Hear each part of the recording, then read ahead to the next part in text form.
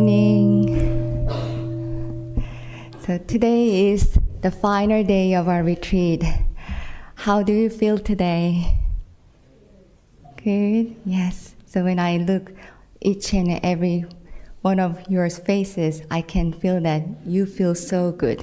You feel so grateful.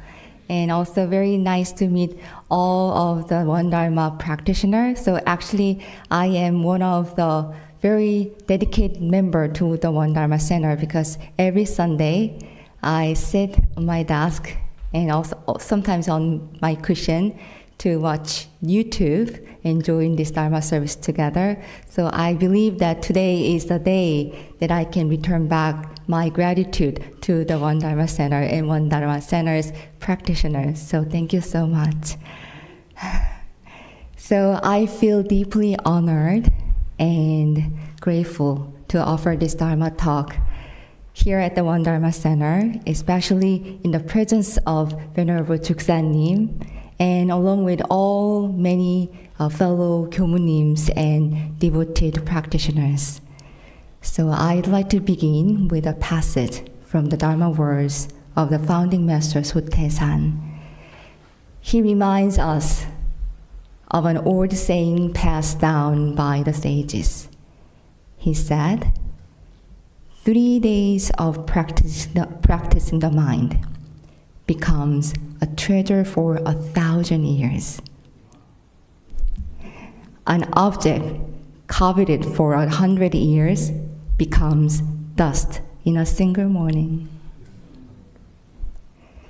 When I first began this path, I don't think I truly understand these words. But now, little by little, I feel I'm beginning to sense just how precious they really are. Master Sotaesan once also said in his teaching on happiness and suffering, as a rule, once a person is born into this world, there are things they dislike, things they like. What they dislike is painful suffering. What they like is pleasurable joy. With these words, I believe Master Sotaesan revealed a profound insight into a fundamental truth of human nature. We instinctively try to avoid what is painful and grasp tightly at what is pleasurable. And this is a very basic mechanism of the human mind. And our likes and dislikes constantly pulling us in different directions. Though each of us lives a different life with different role in different places, under different circumstances and conditions, if we look closely beneath the surface, we will see a shared pattern. Most human lives are spent chasing after what we like and running away from what we dislike. So in truth, it wouldn't be an exaggeration to say that we spend our whole lives doing just this, chasing what we like and avoiding what we don't. Our lives are always open to two possibilities: success, failure, winning and losing, pleasure and pain, praise and blame. But when I reflect honestly on myself, I see that I've been clinging to just one side of this human life. How long, I wonder, have I been circling through the same cycles of samsara, repeating these habitual patterns over and over again? But will following this basic mechanism of human nature truly bring us lasting happiness? We may achieve more success and indulge in more pleasures, and yet Many contemporary people are becoming more depressed, more anxious, and more unhappy. Many feel empty inside,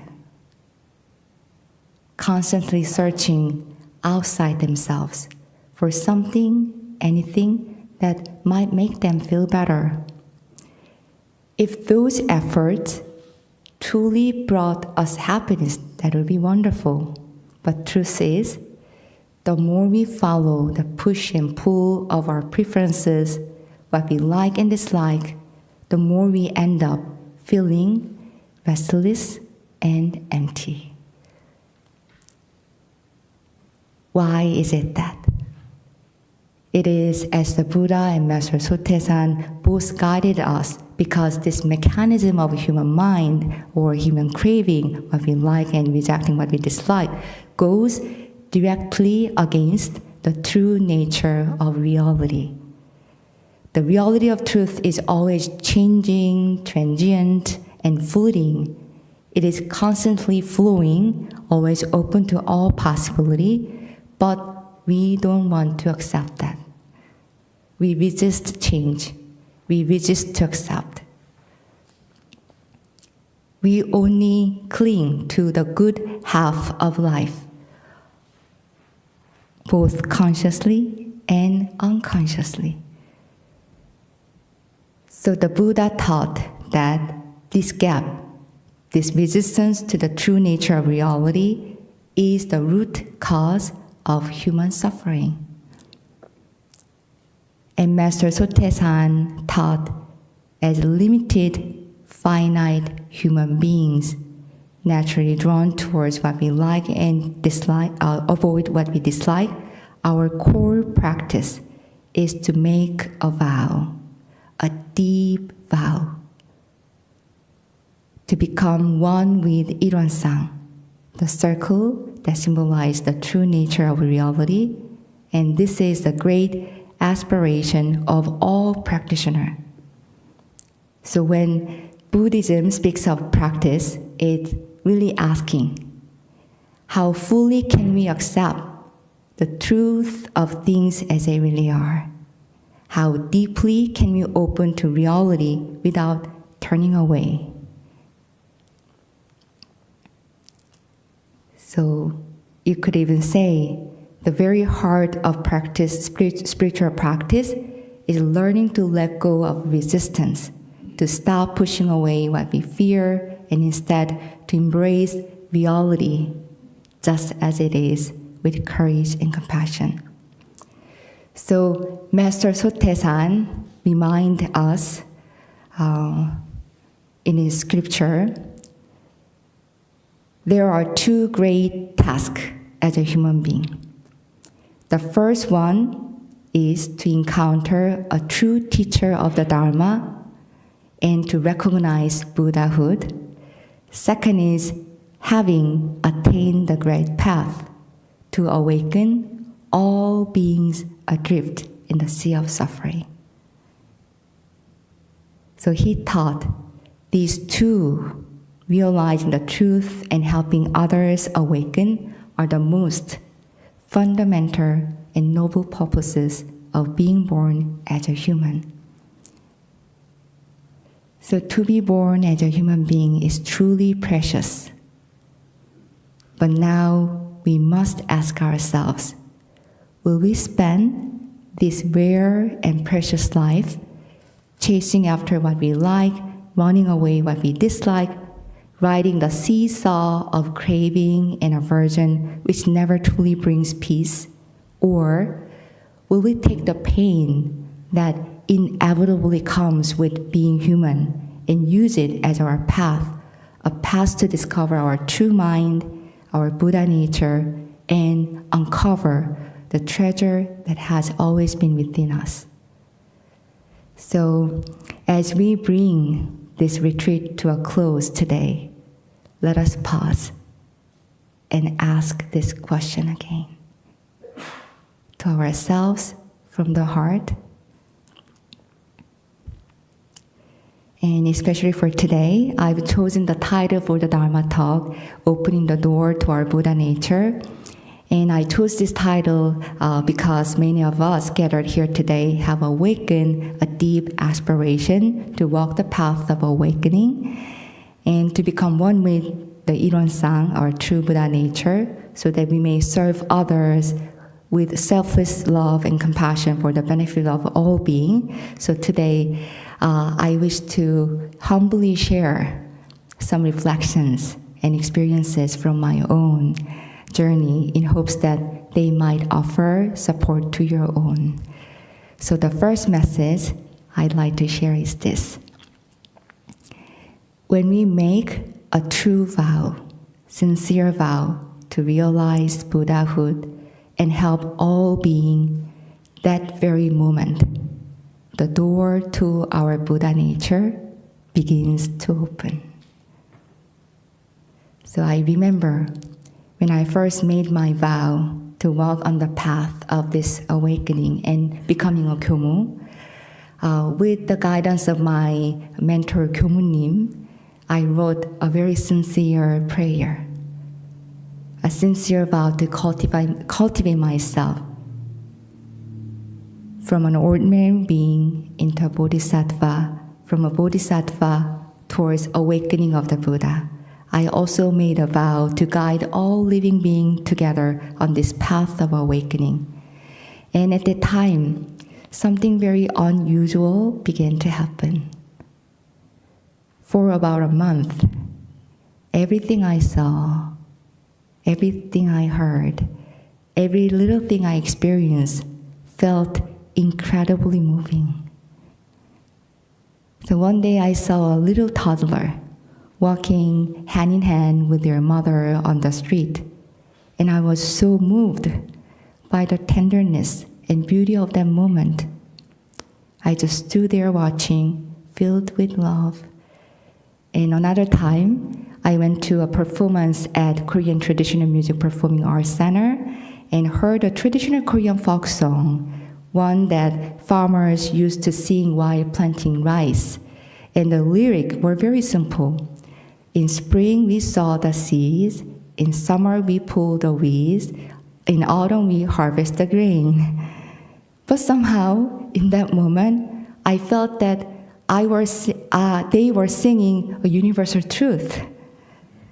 So it felt like hearing the Dharma itself at that moment. So I was so overwhelmed, and the tears just flowed. And this sense of fullness and joy continued throughout the month of that prayer. And though that intensity eventually faded, and when I reflect back now, I realized when my heart was filled with a vow for awakening my heart completely free of self-interest, when my vow came from a place of pure devotion, the world opened up to me in such a tender and beautiful way. So Master Sotaesan said, the beginning of the spiritual path starts with a great vow. And as my mentor Kyomunim once told me, a vow is not something you make once and then forget. A true vow deepens, widens, and matures with time. And this is where practice truly begins, with a sincere vow that we keep returning to again and again. So as we come to the end of this retreat, why don't we make a sincere vow to walk the path of awakening, to share our awakened heart, our love, our compassion with others wherever we go. Will you?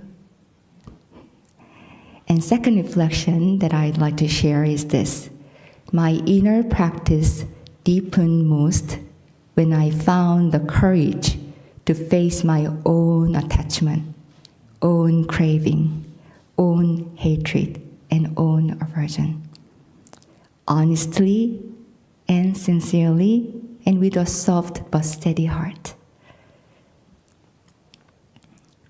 So as I mentioned earlier, Master Sotaesan taught that clinging to what we like and rejecting what brings us pain is part of our natural human makeup, a mechanism we are born with in order to survive in this world. So when we discover within ourselves the tendency to grasp or the propensity to attach, push away, to avoid, there is absolutely no need to feel ashamed.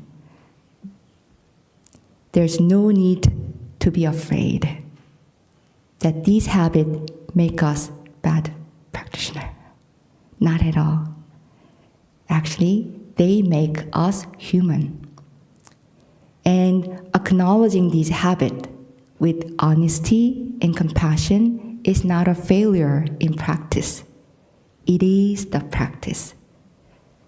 So true transformation begins not when we become perfect, but when you are willing to turn towards what is difficult within with the eyes of understanding. And this tendency to cling and to reject rises up in us so quickly, so automatically, that we often don't even notice until it has already taken hold. So that's why Master Sotaesan says that we should be mindful, alert in heart, always.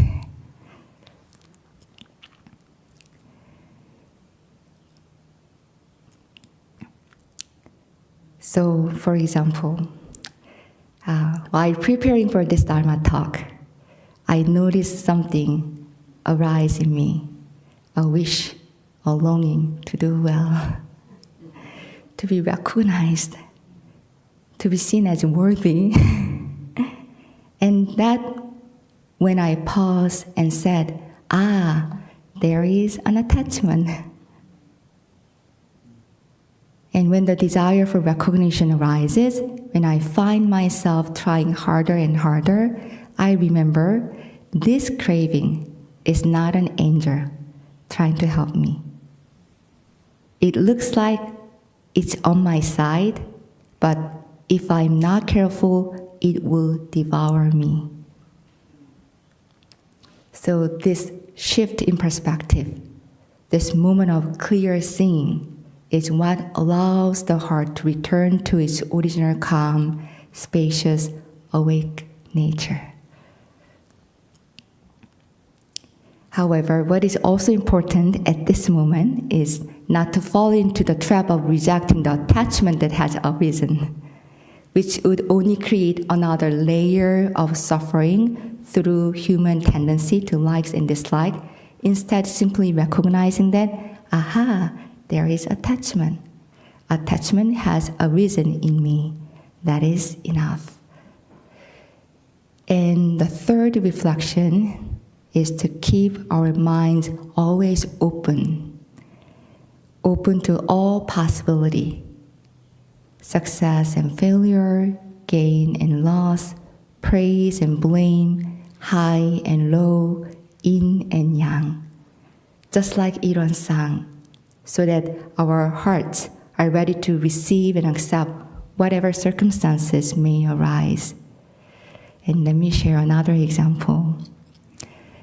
For students, one of the most nerve-wracking moments is probably the day they receive their final grades after exam.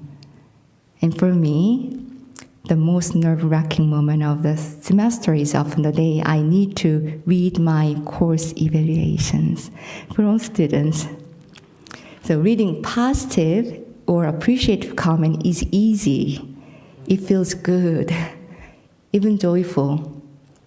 But when we come across critical or negative feedback, it's much harder to read. It can feel uncomfortable, even painful, as if our sense of self-worth is being challenged. So, if my mind were deeply rooted in the reality of truth, if it were grounded in the Iron Sang, then I would receive the evaluations like this. Oh, of course, evaluation can include both positive and negative feedback. That's the nature of things. Everything is possible. Critical feedback is an opportunity, a guide for me to improve and refine my teaching. I can receive it with openness and use it to grow. But automatic, reactive part of my human mind, the conditioned mechanism immediately labels positive feedback as superior and negative feedback as inferior. So I tend to keep reading the good comments over and over. When I see critical feedback, I want to just skim it. Explain away, there's some reason, and dismiss it, or sometimes not read it at all. As embarrassing as it is to admit, this is what I often find myself doing. And in those moments, I turn to scripture, sit in the Dharma hall, and remind myself, this capacity to embrace everything as it is, that is my true mind. And I ask my teacher for guidance, I seek support from my Dharma friends, and through meditation, I gradually return to my original flexible nature. So this is how my reactive mind begins to soften and shift into a more accepting, grounded state. But this process, this breaking down of the fixed patterns of our human conditioning is often so painful. To accept that I'm not as competent as I thought, to accept that I might be lacking in some way, to accept that I feel inferior is deeply painful, and it is also frightening. And yes, it can feel incredibly shameful. So the path of practice inevitably involves pain because it requires breaking free from the fixed patterns of our small ego-centered self. But when we stop fearing that pain, when we no longer avoid it and instead face it with courage, we come to a deep realization, even that pain is ultimately empty, a projection created by my own mind. So in that moment of insight, we begin to taste true freedom. So finally, the message I wish to leave with you is this. So every person we meet, every situation that arises in our life, they are all Buddhas appearing before us to awaken our mind. And when our mind becomes stirred, when we feel irritated, anxious, or angry, let us not turn away. Let us not miss that sacred moment. Instead, let us take it as an opportunity to look deeply within, to uncover the hidden roots of greed, hatred, and delusion that quietly dwell inside us. This right here is the practice.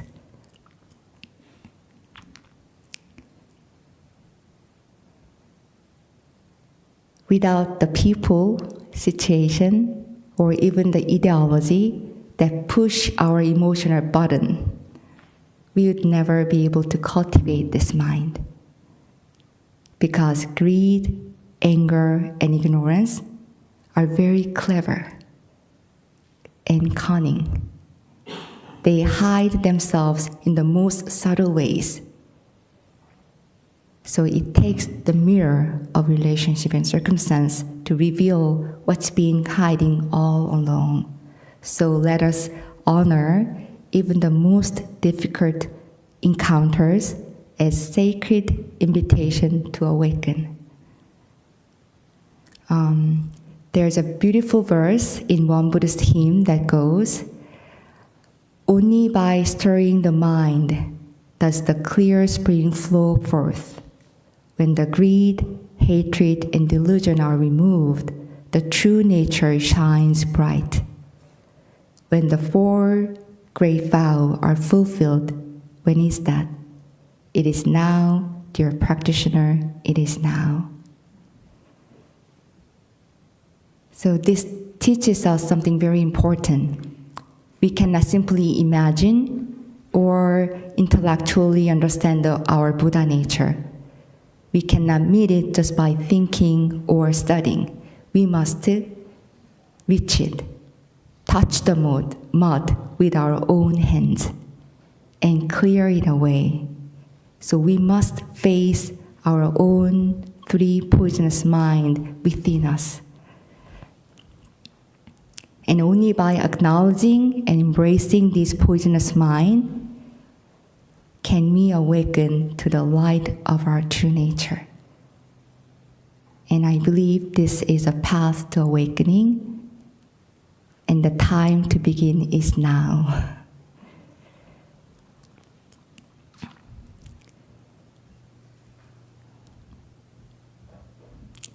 So finally, in Won Buddhism, traditionally, and when we end our Dharma gathering, we usually sing the song of dedication.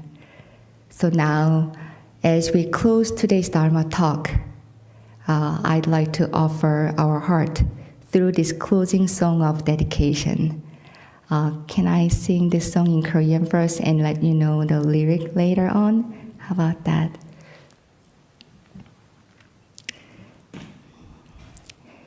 저희들이 불사로 이룩한 모든 공덕 일체 널리 미쳐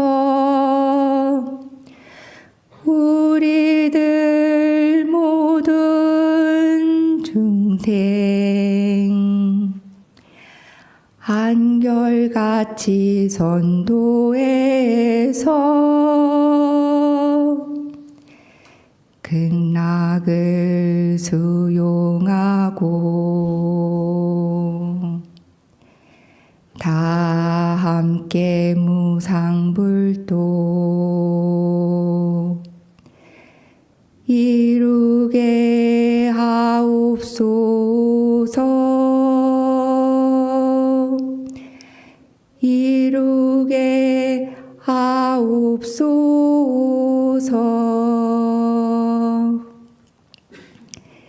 May all the merit we have cultivated through this Dharma practice and offering be dedicated far and wide, so that all sentient beings, ourselves included, may together be guided on the path of awakening, receive birth in the land of bliss, and ultimately attain the supreme enlightenment. May it be so. May it be so. Thank you.